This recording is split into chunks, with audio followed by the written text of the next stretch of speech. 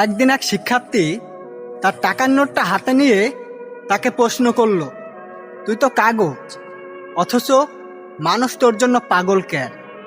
টাকা হেসে বলল, হ্যাঁ, আমি কাগজই, কিন্তু আমি সেই কাগজ যার জন্য বাবার আদেশ বিসর্জন দেয়, মায়ের চোখের পানি অদৃশ্য হয়ে যায়, বন্ধুত্বের বিশ্বাসে ফাটল ধরে, ভাইয়ে ভাইয়ে দেওয়াল গড়ে।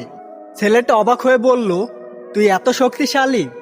টাকা মুচকি এসে বলল, না রে, আমি নই, মানুষের লোভ আমাকে এত শক্তি দিয়েছে।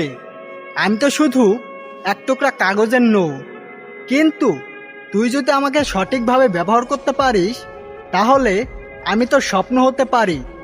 আর যদি ভুল পথে যাস, তাহলে আমি তোর অভিশাপ হয়ে যাব। শিক্ষা: টাকা খারাপ নয়, টাকার ব্যবহার খারাপ হলে জীবন নষ্ট হয়ে যায়।